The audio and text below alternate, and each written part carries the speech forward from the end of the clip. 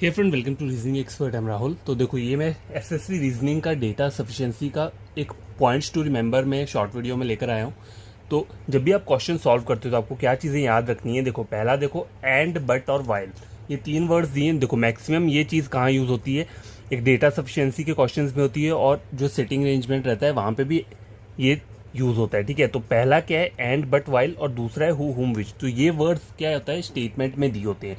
तो कभी कभी क्या हो जाता है, कंफ्यूजन हो जाता है कि इस वर्ड का मतलब क्या है। तो देखो, एंड, बट, वाइल तीनों सेम ही वर्ड है। अगर मान लो, देखो ऐसी एक स्टेटमेंट दी है, A is to the right of B and is to the immediate left of C.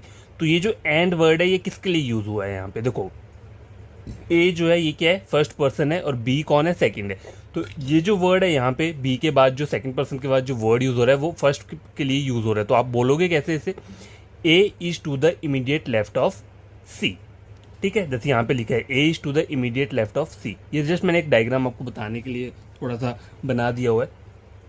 ठीक है, अब देखो हु हुम विच दिया हुआ है, F sit second to the right of A. तो देखो एफ सिट सेकंड, मैंने सेकंड बना दिया ए के राइट में। देखो ए ऊपर को देख रहा है तो ए के सेकंड राइट में मैंने एफ बिठा दिया। ठीक है, A who is to the left of B. अब ये हु वर्ड किसके लिए यूज हुआ है, सेकंड पर्सन के लिए। अगर हु की जगह हुम वर्ड हो या विच वर्ड हो, वो भी किसके लिए यूज होता है, सेकंड पर्सन के लिए। तो इसको आप रीड कैसे करेंगे, A is to the left of B.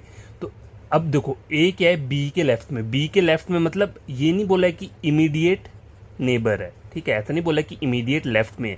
इन्होंने बोला है ए जो है वो क्या है, बी के लेफ्ट में। तो बी जहां पर भी होगा उसके कहीं पे भी लेफ्ट में क्या होगा, ए होगा। ठीक है, मान लो बी यहाँ भी, यहाँ हो सकता है, बी यहाँ हो सकता है।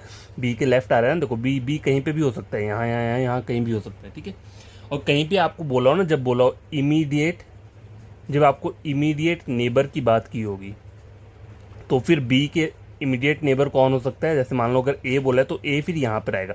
अगर ये तो लेफ्ट साइड है, ठीक है, ठीक है, हो सकता है राइट साइड में भी आ सकता है। तो ए की दो पॉसिबिलिटीज रहती है। ठीक है, अगर बोला है A is the immediate neighbour of B, तो आपकी डायग्राम में क्या आपको पॉसिबिलिटीज रखनी है, हो सकता है बी के इमीडिएट लेफ्ट में ए हो या बी के इमीडिएट राइट में ए हो। ठीक है, तो ये चीज़ आपको याद रखनी है, क्योंकि ये सिटिंग अरेंजमेंट में भी काम आता है। ठीक है, वहाँ पे भी ऐसी स्टेटमेंट्स आती हैं, तो उस टाइम पे कंफ्यूज नहीं होना है। ठीक है, तो ये मैंने आपको बता दिया, और बाकी मेन वीडियो आप चेक कर लेना डेटा सफिशिएंसी का, वहाँ मैंने वीडियोस अपलोड किए हैं, आज भी अपलोड कर दूंगा। तो वो क्वेश्चन आप खुद से सॉल्व कर लेना। ठीक है।